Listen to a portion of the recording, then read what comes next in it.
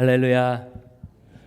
주 안에서 이렇게 너무 좋은 소식을 한국에도 여러분의 이름을 많이 알려주시는 한빛교회 형제자매들과 말씀을 나누게 돼서 너무 감사합니다 라고 일부 예배에도 얘기했는데 아무도 안 믿는 표정이셨어요. 여러분, 정말 우리 정 목사님이 한국에서도 참 사랑받는 목회자셨고, 또 우리 한빛교회가 휴스턴에서 잘 부흥하고 있다는 소식을 제가 여러 번 들어서 알고 있습니다. 오늘 이렇게 와서 너무 감사합니다. 저희 교회는 서울 송파의 맨 남단에, 송파 그러면 뭐 굉장히 부유한 데로 알고 계시지만 저희 교회는 맨 남단 끝에 있어서 잘 넘어지면 머리가 경기도 성남에 닿습니다. 그래서 송파보다는 성남에 가까운 지역의 교회, 장지동 옆에 있지만 동은 문정역, 문정동에 있어요. 행정구역상으로는 앞에 장지역이 있긴 하지만 장지역 바로 앞에 있어요. 오늘도 우리 장로님께서 거기 한국에 사업차 왔다가 오피스가 거기 있어서 들린 적이 있다 하시는데, 다음에 오시면 제가 마시는 커피를 드릴 건데 또 오실지는 모르겠어요. 그렇습니다. 그런데 장지역 앞에 있지만 문정동에 있는데 굳이 이름을 장지교회라고 할 필요는 없는데, 장지라는 이름 때문에 제가 스트레스를 좀 많이 받았습니다. 이게 장지가 뭔지 모르시는 분은 모르셔도 돼요. 굳이 알 필요가 있는 단어는 아닙니다. 네. 그렇지만 뭐 장지, 누가 이름을 그렇게 지었는지 어쨌든 그렇습니다. 제가 교회 처음 갔을 때 성도들이 뭐 많이 상처받고 어려운 상황이었어요. 교인들도 100여 명 안 되고 작은 공동체 노인들만 있고 예배당 좁은 곳에 이렇게 죽지 않고 숨만 쉬고 있는 교회다, 딱 그런 느낌이었어요. 그런데 그런 와중에서도 또 의지는 분명해. 그래서 오시더니 목사님 우리 교회 오셔서 환영합니다 그러시더니, 목사님 얼마 있다가 어떤 사람들이 와서 교회 이름을 바꾸자고 할 겁니다. 하지만 장지교회는 이 동네에서 첫 번째 선 교회로서 어떤 이 이름의 의미가 있으니까 절대 이름을 바꾸시면 안 됩니다. 저는 제 이름이 별로 마음에 안 들지만 바꿔보려고 한 적이 없거든요. 이름이 무슨 상관이겠어요. 본질이 중요하지. 그래서 난 그런 생각 없다고 하고 더 잘 보냈어요. 정말 3일쯤 지나서 한 분들이 오시는데 1, 2년 이내 교회에 이주해서 오신 분들이세요. 분들이 목사님 꼭 이름을 바꿔야 합니다. 장지가 뭡니까? 장지가. 그런데 이분들이 트라우마를 겪게 된 또 계기가 있었어요. 제 전임 목사님이 1년 반 목회하시다가 좀 어려움을 겪고 그만두셨는데, 목사님이 그래도 십자가 영성이 있는 분이세요. 십자가를 너무 좋아하세요. 그런데 또 성격은 유니크해. 왜 있잖아요. 흑백 좋아하고 사진 찍어도 흑백 사진 찍는 분이 칼로 시대. 그래서 이분이 교패 명찰을 만들면서 장지교회라고 까만 글씨를 쓰고 앞에 십자가를 까맣게 붙이고 또 하얀 바탕에 테두리도 이렇게 까맣게 쳤어요. 그래가지고 성도들 집 앞에 신방 가서 붙여가지고 성도들이 밤에 경기한다고, 이거 안 떼면 교회 옮기겠다고 뭐. 그래서 이 이름이 너무너무 어렵대요. 그럴 법도 한 게 바로 앞에 초중고가 있는데 비교적 거기가 새로 이제 조성된 곳이라서. 그런데 초중고가 다 장지 초중고였는데 이름을 다 바꿨어요. 차례로 1년에 한 번씩 초등학교가 문현으로, 중학교가 문현으로, 고등학교가 문현으로. 이제는 장지역 말고는 없는데 그것도 이름을 바꾼다고 하는 거예요. 그런 이제 굳이 뭐 그럴 필요 없는데, 그래서 마음이 어려운 겁니다. 이게 장지교회와 반장지교회파로 막 갈려가지고 성도들이 뭐 크지도 않은데, 제가 대학 다닐 때 우리 정 목사님과 88년도 대학 때부터 지금까지 친구로 잘 지내고 있는데, 그때 우리 미주 쪽에서 오신 목사님들이 그런 간증을 해주셨어요. 남가주 쪽에서 오신 분들이 미주에 있는 어느 한인교회에 어떤 분이 은혜를 받아서 좋은 피아노를 이렇게 하나 딱 헌물했는데, 피아노가 보통 찬양대가 이 왼편에 있잖아요. 그래서 찬양대 옆에 피아노를 놨더니 헌물하신 분이 주에 힘이 있는 오른편에 놔달라고 피아노를, 그래서 피아노를 오른쪽으로 옮겼대요. 그랬더니 찬양대가 반주자하고 너무 멀잖아요, 피아노하고. 그래서 그런 게 어딨냐고 옮겨달라 그래서 피아노 왼편 교회와 오른편 교회로 갈라졌다. 이 모두 다 보는 관점입니다. 보는 관점. 그게 무슨 오른편이 힘 있고 왼편이 힘 있고 그 내 마음에 있는 거지 성경에 있는 것도 아니고, 물론 보좌 우편에 앉으셨다 이것 때문에 그런데 예수님도 우편에서 지루하면 좌편으로 가실 거예요. 굳이 그렇게 편이 중요한 게 아닌데 그걸 가지고 막 그러는 거죠. 장지교회가 사실은 인터넷 도메인도 없어서 인터넷 도메인 얻으려고 검색을 했더니 험하긴 험해요. 몇 자리 팝니다. 떼얹어 드립니다. 관뚜껑 뭐 이런 험한 얘기들이 정말 많긴 했어요. 그래도 이 이름을 바꾸는 게 쉽지도 않고 고민을 하고 있다가 우연히 정말 그 행정사무소에 가서 우연히 발견했습니다. 이 장지동의 의미. 이게 긴 장자의 아름다울 지인데 저희 교회를 오는 길이 원래 옛날 조선시대 말에는 경기도 또 광주 이런 곳에서 한양을 들어올 때 수진고개, 태평고개를 성남 쪽에서 언덕 위 그때는 이제 산고개였죠. 지금은 다 깎아가지고 뭐 아스팔트지만 산이었어요. 거기 이제 올라오면 얼마나 땀나고 힘들어요. 이제 저기 한양이다 할 때 저기 잠실나루가 보이고 송파나루가 거기까지 탄천이 저희 교회 앞까지 연결되는데 그 탄천변으로 버드나무가 윌로트리가 그렇게 많이 있었대요. 그래서 그 긴 가지가 이렇게 바람이 흔들리면 나그네가 지쳤는데 나 오라고 이렇게 웰컴하는 것처럼 아름다웠대요. 그래서 길고 아름다운 그런 동네다. 그래서 긴 장자에 아름다울 지자. 아름다울 지자는 저도 한자를 모르긴 하지만 어려운 자가 아닌데 처음 보는 자라서 서치를 했다가 깜짝 놀랐어요. 이게 입 위에 숟가락을 얹은 모양이거든요. 그래서 사람에게 먹여주는 거란 뜻이에요. 먹일지. 근데 이 뜻도 사라졌고 뜻지는 우리가 알아요. 임금님의 명령지를 옛날에 교지라고 했습니다. 그때 써요. 그러니까 이 교지라고 할 때 뜻지는 딱 아름다울지하고 같은 요자 하나예요. 요 뜻지. 그리고 세 번째 의미가 아름답다인데 그게 저희 붙인 겁니다. 묵상하는데 은혜가 되는 거예요. 하늘의 임금인 하나님께서 우리에게 생명의 떡을 예수 그리스도를 먹여주셨고 그것이야말로 하나님의 뜻이며 생명을 주시는 것 너무나 아름다운 은혜로운 글자인데 장지야 그런 거죠. 그래서 그 앞을 풀어서 아름다운 가지 장지교회 이렇게 풀어서 소개를 했어요. 우리 성도들이 그때부터 너무 좋아하면서 막 기도만 하면 우리 아름다운 가지 장지교회가 이렇게 하면서 너무 좋아해서 약간 죄송합니다. 뻔뻔하다. 나한테 고맙다고 해야 되는 거 아니냐. 다툼도 다 사라졌어요. 그 뒤로는 예배당 이름 바꾸자는 사람도 없고 이게 다 관점입니다. 관점 바라보는 관점. 우리는 굉장히 객관적이고 바르게 본다고 생각하지만 사람은 태초로부터 죄를 마음에 품고 태어나서 예수께서 우리의 죄를 용서하셔서 구원받은 하나님의 자녀이지만 옛사람의 성품은 이 세상 사는 동안 여전히 남아있어서 완전하지 않습니다. 그래서 바라보는 눈이 온전하지 않을 때 성경은 우리에게 이것저것 잘 바라봐야 실수가 많을 것이니 2절 예수를 바라보자라고 이야기를 말씀하십니다. 여러분 우리는 예수를 바라보아야 바로 바라보는 시야를 가질 수 있다는 것을 믿으시기 바랍니다. 그런데 이 말씀을 하실 때 예수를 그럼 어떻게 바라보는가? 억지로 바라보는가? 그렇지 않아요. 믿음을 통해서 바라보게 되는데 1절을 보면 이러므로 이렇게 적고 있어요. 이 이러므로라는 단어 보통 성경의 이러므로는 그냥 and와 같은 그런 접속사를 히브리어나 헬라어, 구약 언어나 신약 언어가 다 사용하는데 앞뒤 전후 문맥에 따라서 그리고 그러나 그러므로 그냥 알아서 번역하는 그런 그냥 연결되는 연결사입니다. 그런데 아주 드물게 신약 성경에 2번은 뭐뭐하기 때문에라는 단어를 썼는데 바로 여기 썼어요.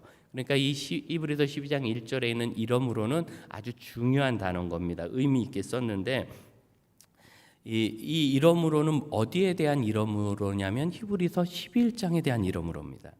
한인들에게 물어봤습니다. 성경 많은 장 중에 어느 장을 제일 좋아합니까? 그럼 사랑장 또 시편 23편 이런 데 다 좋아하는 것 같지만 제일 좋아하는 데는 히브리서 11장이랍니다. 믿음장. 믿음은 바라는 것들의 실상이요. 믿음으로. 그래서 이런 많은 사람들이 믿음으로 살았다라는 것을 40절에 걸쳐서 보여줘요. 그래서 우리가 믿음 참 좋다. 근데 그거는 절반만 본 거예요. 그래서 그 믿음의 사람들이 있어서 그럼 나는 무엇인가? 그게 바로 12장 1절에 있는 이러므로입니다. 그런 믿음의 사람들이 있으니까 우리는 무엇을 해야 되느냐면 구름같이 둘러싼 허다한 수많은 증인들이 있으니 우리는 모든 무거운 것과 얽매이기 쉬운 죄를 벗어버리고 다시 한번 믿음의 사람들이 우리에게 증인들로 많이 있잖아요. 히브리서 11장이 믿음의 장이잖아요. 이걸 우리가 사랑한다면 그럼 나는 무엇을 해야 되느냐면 무거운 것과 얽매이기 쉬운 죄를 벗어버리라고 얘기합니다. 누가 죄를 지고 있기를 좋아합니까? 누가 무거운 것을 지고 있기를 좋아합니까? 내게 와라. 내가 너의 짐을 가볍게 하리라 예수님 말씀하셨습니다. 그럼에도 불구하고 우리가 살다 보면 그걸 지고 갈 수밖에 없거든요. 그런데 억지로 벗어놓는 게 아니라 우리에게 있는 수많은 믿음의 증인들을 통해서 우리는 이런 짐과 죄를 벗어놓을 수 있다는 것을 우리 마음에 가지고 있는 겁니다. 여기 벗어버린다는 이 단어 아주 독특한 단어예요. 아포티데미라는 이 단어 신약 성경에 꽤 많이 나와요. 그런데 이 티데미는 디도미라는 동사가 두다라는 단어입니다. 아포는 분리를 나타내는 접두어입니다. 분리. 자, 그러니까 그냥 둘 때 이 앞에 두는 게 아니라 멀리 분리해서 두는 게 아포티데미. 우리로 영어로 굳이 얘기하면 그냥 레이다운 하는 것보다는 캐스터웨이 하는 의미가 여기 더 많아요. 멀리 치워버리는 거예요. 아예 치워버리는 거. 내 눈에도 안 보이고 나는 이제 까먹었어요. 기억도 나지 않아요. 그럼 이게 아포티뎀입니다. 예전에 저를 좋은 세미나에 보내주신 분이 계셨어요.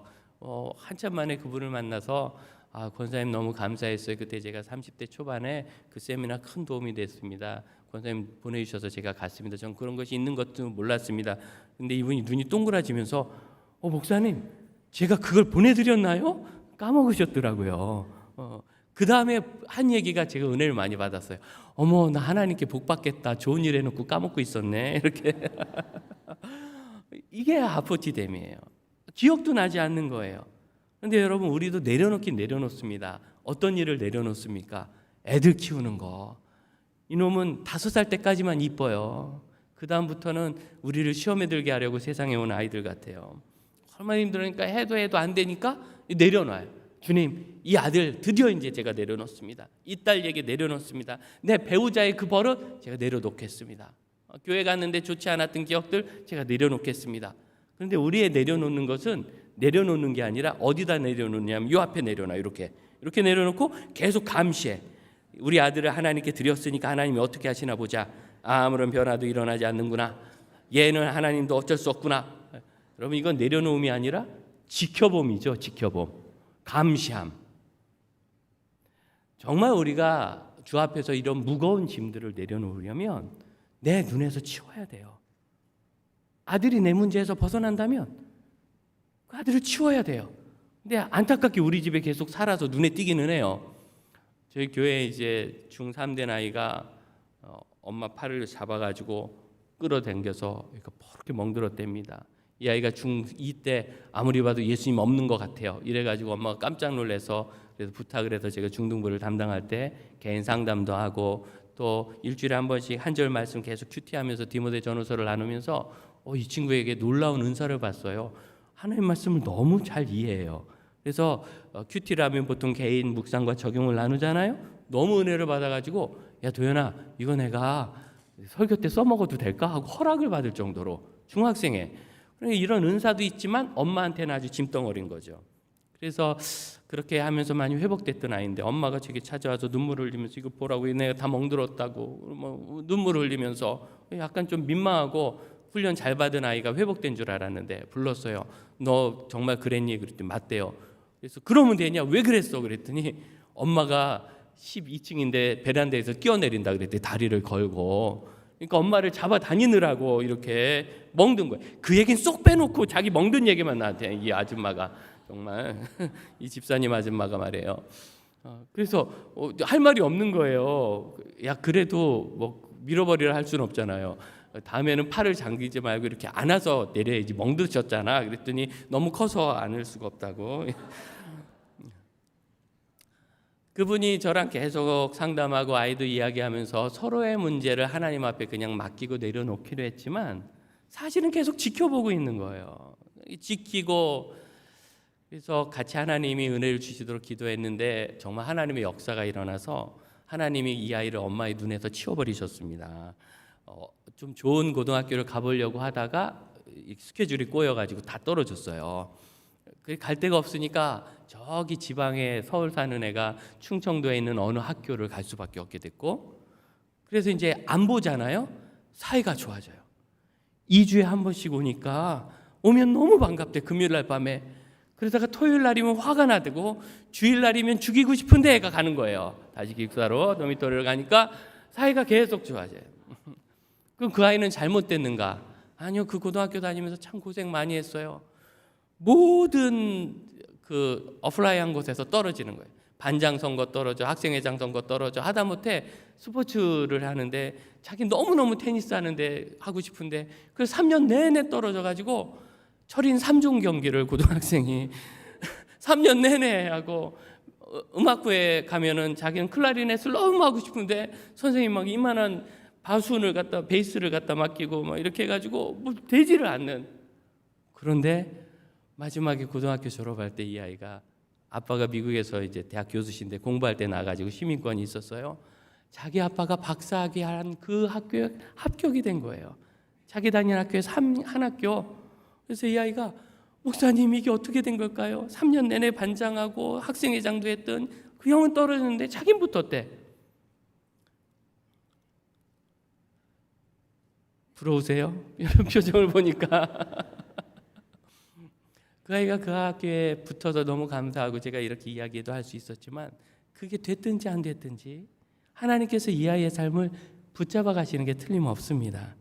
그리고 얼마 전에는 결혼도 해가지고, 결혼한다고 한국 나와서 인사를 와서 제가 너무 감사해가지고 숟가락 젓가락을 2벌 줬어요. 한국 거 가지고 가라고. 얼마나 괜찮은 자매를 또 잘 만났는지. 그럼 우리가 지키고 쳐다보고 윽박지르지 않아도 그 아이가 잘 클 줄로 믿습니다. 저는 중학교 3학년 때 예수님 만났어요. 3학년 때 예수님 만나기 전까지 중2 때까지는 게임 중독이었어요.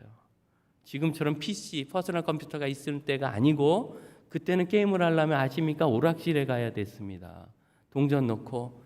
그래서 그 시대는 정말 게임 중독에 빠지기가 어려웠어요. 왜냐하면 밤 9시 반에 문을 닫으니까 중독하지 못하고 집에 가야 되는데, 그런 어려운 환경에서도 중독에 빠진 게 저였어요. 그런데 중3 때 갑자기 예수님 만나가지고 제 삶이 변해서 목회자가 된 겁니다. 여러분의 아들들이 그렇게 게임 많이 하는 것은 목사가 되려고 그러는 거예요. 너무 스트레스 받지 마시고, 사실은 사람이 못 바꿔요. 저희 부모님이 저에게 영향을 준 것도 아니고, 저희 할머니께서 믿음이 좋으셔서 할머니의 기도를 들어서 하나님이 저를 불러주신 겁니다. 믿습니까? 어차피 내가 컨트롤할 수도 없는 문제인데. 맞아요. 암이 우리 몸 안에서 자라잖아요. 그래서 내 생명을 위협합니다. 밖에서 오는 게 아닙니다. 내 몸 안에서 내가 먹은 것을 양식 삼아서 그 암이 커집니다. 너무 끔찍한 일이죠. 컨트롤 못해요. 제가 사실 여기 2주째 지금 있는데 마음이 아닙니다. 오기 딱 3주 전에 우리 58세 된 젊은 남자 집사가 이제 예수님 만나는 재미를 조금 알게 돼가지고 마음을 요만큼 열었는데, 한 번의 암 말기가 세브란스 병원, 서울대학교 병원, 삼성병원 모든 곳에서 더 해줄 수 있는 게 없어요. 치료 방법도 없어요. 지금 내가 아픈 것도 없고 아무것도 없어요. 이미 전이는 다 됐고 뇌까지 넘어갔는데, 그 암이 밖에서 온 게 아니고요. 그냥 내 안에서 큰 거예요. 그럼 내 안에서 큰 걸 내가 어떻게 못해요 지금? 내 안에서 크는데 내가 어떻게 해결을 못해요? 이것이 우리의 한계입니다. 사실 이 내려놓는 것은 우리가 선택할 수 있는 것이 아니라 그렇게 할 수밖에 없는 일이에요. 다만 여전히 우리가 그것을 지켜보고 감시하고 영향을 미치려고 하면서 우리는 계속 실패를 거듭하고 있어요. 할 수 없는 것을 행하려고 하니까 당연히 실패하죠. 이거는 계란으로 바위치기보다 더한 거예요. 어차피 안 되는 걸 내가 계속하고 있으니까 안 되는 거죠. 사랑하는 형제자매 여러분, 하나님께서 우리에게 많은 우리 인생의 한계와 문제를 그대로 정해 두신 것은 우리 자신을 알도록 하심입니다. 주님께서 낮추시기 전에 하나님 앞에 한 번 더 먼저 나갈 수 있는 우리가 되기를 축복합니다. 그 58세 된 암 선고를 받은 우리 형제가 이제서 정신 차려보니까 내가 뭘 위해서 살았는지, 이제서 정신 차려보니까, 그리고 아내가 권사님인데 얘기하는 거예요. 정말 병이 낫든 안 낫든 하나님이 시키는 건 뭐든지 하고 싶다고. 이제 하나님을 만나요. 너무 안타까운 건 그동안 늘 내 뜻대로만 살았기 때문에 하나님께서 시키는 건 뭐든지 하고 싶다고 하면서도 뭘 해야 될지 모르고 있어요. 예배에 나오는 것부터 기도하는 것, 하나님 말씀을 읽는 것, 하나님의 사랑을 증거하는 것, 하나님의 교회를 위해서 봉사하는 것, 어느 것 하나도 할 줄 아는 게 없는 거예요.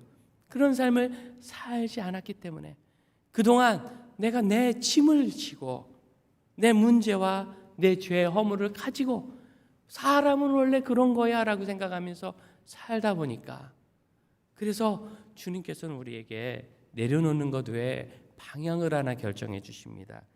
바로 성경은 인내로서 우리 앞에 당한 경주를 한다라고 얘기하고 있습니다. 하나님은 내려놓는 것 자체가 목적이 아니고요, 달려가야 될 목적지를 정해주세요. 우리 인생이 경주를 하는데 이 경주를 할 때 이 무거운 짐을 다 지고 가서야 어찌 목적지에 신속하게 도착하고 승리할 수 있겠습니까?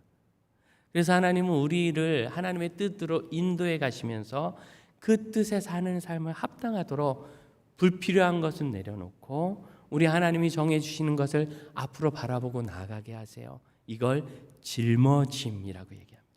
예수님께서는 제자들에게 말씀하셨습니다. 누구든지 나를 따르려거든 자기를 부인하고 자기 십자가를 치고 따라라. 자기 십자가를 치고 따라라. 그러니까 이 십자가는 내가 내려놓으면 안 되고 져야 되는 거예요.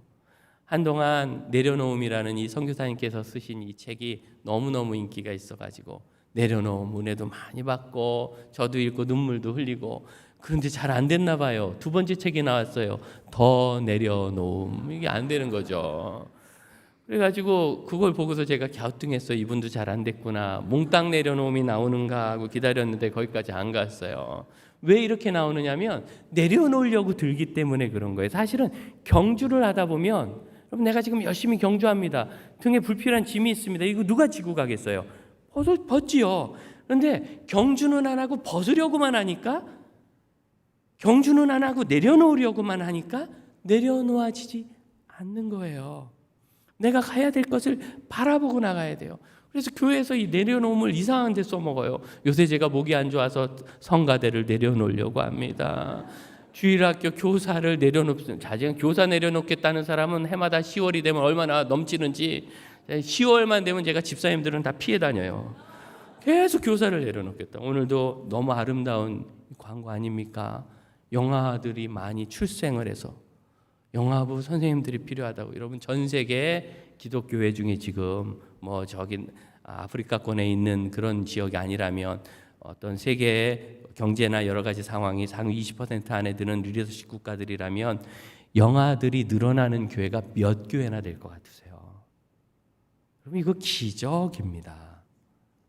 이런 일에 우리가 함께 섬기지 않으면 이 하나님의 교회는 21세기에 설 수 없고 흩어지게 돼요. 소멸되게 돼요. 그래서 이 짐을 져야 되는데 자꾸 이런 것들은 내려놓는 거구나. 내가 억지로 하려고 하다 보니까 억지는 하죠. 아침에 일어나려니 억지지. 주일학교 교사가 그렇잖아요. 억지로 일어나서 억지로 와가지고 애들한테 억지로 얘기하다가 억지로 용돈도 털려 또 뭐 사줘야 되니까. 그래서 우리 평신도 중에 한 사람에게 교사로서 사는 게 뭔지 한번 40분만 강의해 보세요. 그랬더니 교사도 3D 업종이라고, 피곤하고 힘들고 돈 없다고 그러더라고요. 자, 그러니까 억지로 하는 것 같지만 여러분 그것은 우리가 짊어져야 할 목적지예요. 참 좋아하는 선배님이 이런저런 어려움에 쌓이면서 모든 것이 꼬이고 결국 목사직을 수행할 수 없게 된 거예요. 목사로 평생 살았는데, 그래서 끙끙거리는데 하나님께서 또 다른 사역을 하나 맡겨주셨어요. 그 사역을 시작하는데 어렵죠. 새로 시작하는 사역이니 얼마나 어렵겠어요. 그래서 막 고생하고 가난하고 힘들고, 그때는 저도 30대 정도라서 어떻게 도와줄 길도 없고 너무너무 힘든데 한 6개월 정도 하다 이제 뭐 그만둬버리고 싶은 거예요. 한 3개월 동안 기도는 이거예요. 하나님 이걸 정리해 주세요. 저는 이걸 더 감당 못하겠어요. 힘들어요. 침이 돼요. 너무 힘들어요. 어느 날 주일 예배 나왔고 예배 앉아서 찬양을 하고 말씀을 듣다가 졸아버렸어요. 너무 힘드니까 말씀도 귀에 안 들어오는 거예요. 졸아요. 그러다 이제 설교 끝날 때 설교 시간에 조는 사람에게 큰 은혜가 있잖아요. 능력이 있는데 묘하게 찬양할 땐 깨는 능력이 있어요. 찬양합시다 하니까 눈이 번쩍 떠지더래. 이제 일어나가지고 찬양하는데 찬양 부를 힘도 없어요. 그냥 누워 있어요. 찬양팀이 찬양대가 주께 가오니 날 새롭게 하시고 주의 은혜를 부어주소서. 속으로 불평이 생겨. 그 은혜는 나만 피해가는구나. 감동이 안 되는데 마지막 부분, 독수리 날개쳐 올라감 같이 나 주님과 함께 일어나 걸으리 하는데 갑자기 뒤통수를 확 치는 것 같은 하나님의 감동이, 독수리 날개쳐 올라감 같이. 아들아, 네 등에 있는 그건 짐이 아니야. 네가 벗어버려야 될 짐이 아니고 날개야, 날개. 새는 너무나 놀라운 동물이에요. 이만치만 털 다 뽑으면 요만합니다. 진짜 작아요. 독수리도 털 다 빼버리면 요만해요. 그런데 날개는 제 몸뚱아리 몇 배나 되는 그 무거운 걸 어깨에 붙이고 있어요. 그런데 새가 이 날개가 무거워서 못 날겠네 하는 새 보셨어요? 날개가 클수록 강할수록 잘 날지요. 그런데 그 날개를 쥐고 뛰어다니면 얼마나 힘들겠어요. 다리는 새 다리인데. 그걸 펼치고 날아야 되는데, 여러분, 우리가 주님을 위해서 짊어지는 이 십자가는 우리를 하나님이 정해주신 아름다운 목적지에 이르게 하는 가장 빠르고 능력 있는 방편인 걸 믿으시기 바랍니다. 하나님은 우리를 부리시는 분이 아니세요. 어느 날 생각하다 깜짝 놀랐어요. 아니, 하나님이 이 우주도 말씀으로 창조하셨는데 뭐하러 이렇게 어려운 교회를 나 같은 사람에게 맡기실까? 직접 하시면 되잖아요. 직접 하시면 하실 수 있잖아요. 여기다 불기둥 하나 이렇게 올리는 거 CNA에서 촬영 올 거예요. 그러면 알아서 회개 다 할 거예요. 불기둥 하나만 올라가면. 왜 나를 시켜요? 천사 많잖아요. 천사 날개 한번 보여주면서 설교하면 다 될 거 아니에요. 왜 나를 시켜요? 여러분, 주님께서 주님의 일에 우리를 부르시는 일은 무거운 십자가에 죽음의 짐을 주시는 것이 아니라 하나님을 닮도록 하는 날개를 주심입니다. 우리는 이 세상 다 떠날 겁니다. 언제 떠날지 모르지만 정말 순서가 없습니다. 제가 오기 전에는 한 달 전에 우리 교회 오셨던 윤열 목사님과 만나 있었어요. 금요일날 전화를 했는데 못 받으시더니 천국 환송 예배 중이라고. 누가 갑자기 돌아가셨는가? 열심히 직장 생활하다가 이제 은퇴하시고 한 3년 개인의 삶을 가꾸시던 분이 교통사고로 그냥 돌아가셨어요. 평범하게 자기 동네에 있는 횡단보도를 건너는데 상대방 차가 못 보고 와서 부딪혀서 그대로 세상을 떠나신 거예요.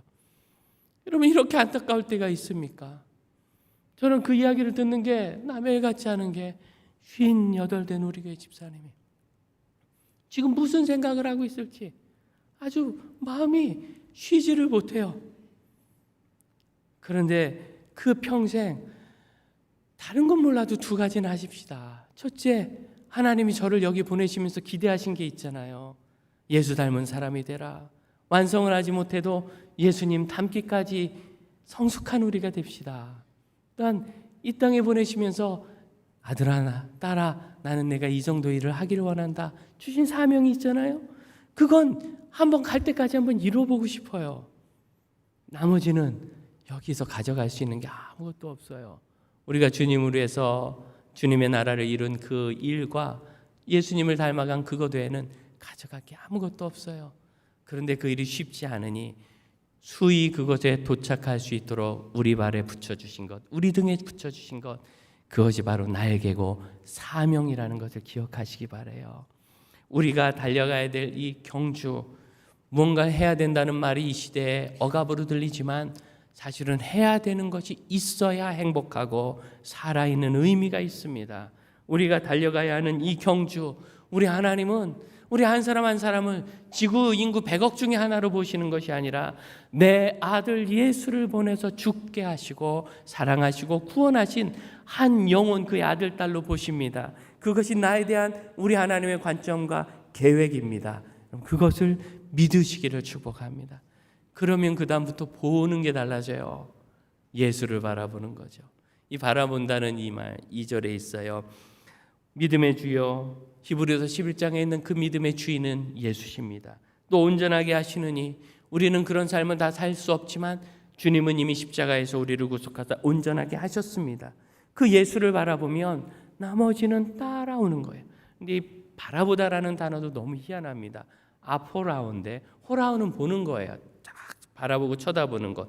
그런데 아포는 분리입니다. 분리. 떨어져서 바라본다.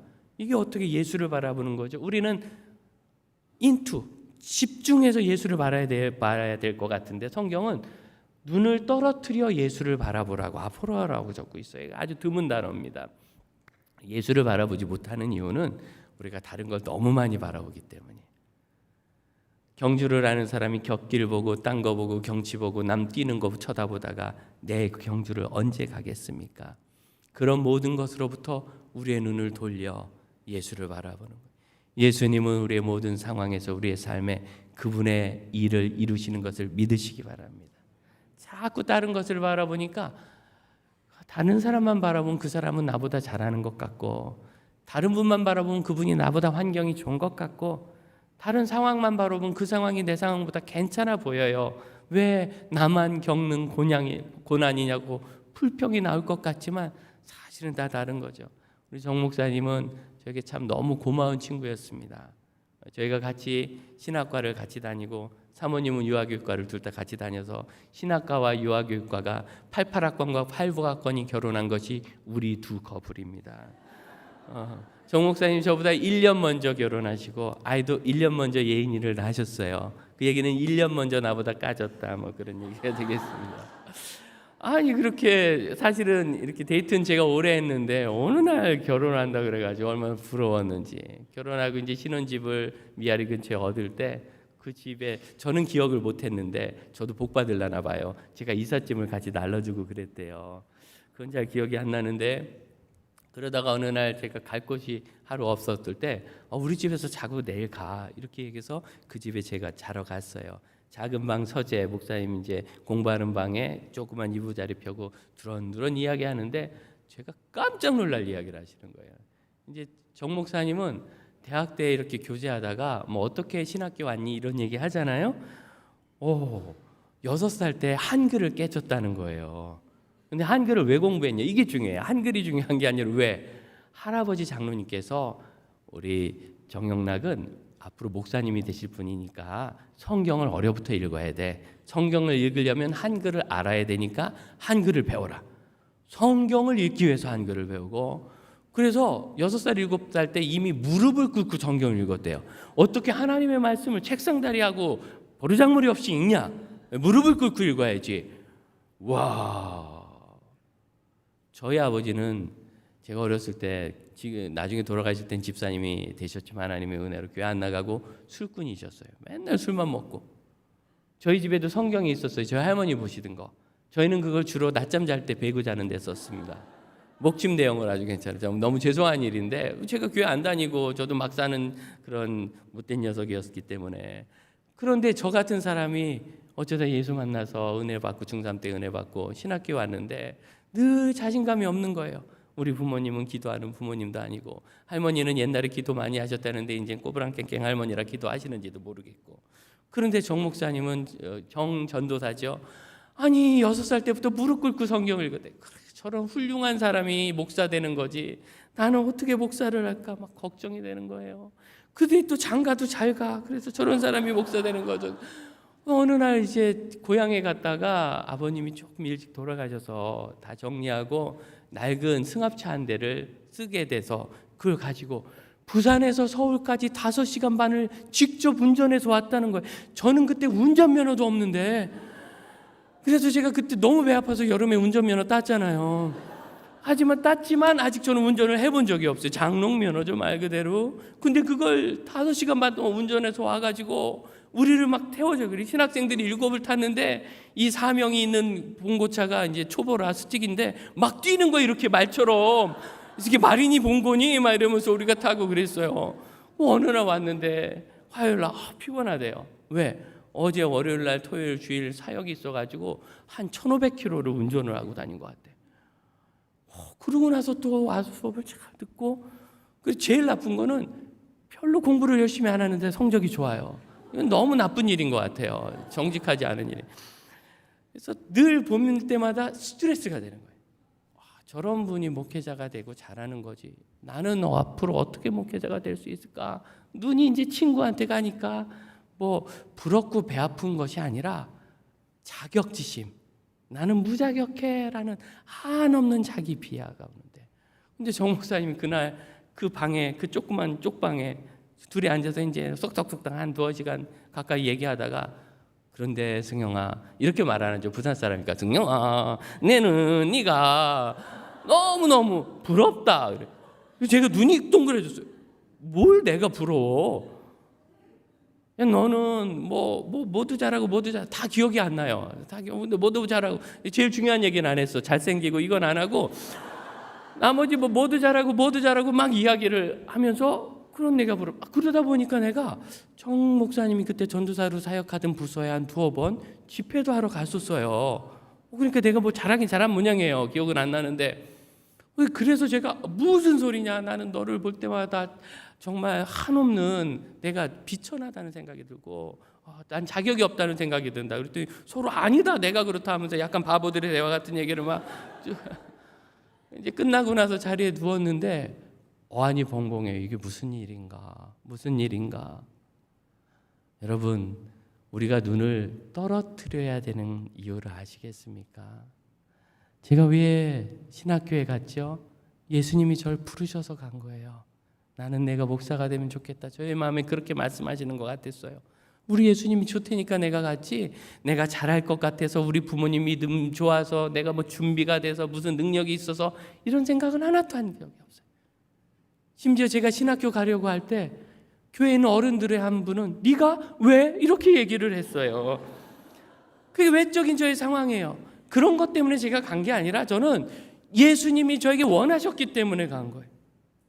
예수님을 바라보려면 심지어 친구를 바라보는 것이라도, 환경을 바라보시는 거나 내 자격이나 내 준비되는 것 바라보는 것에서 내 눈을 돌려야 돼요.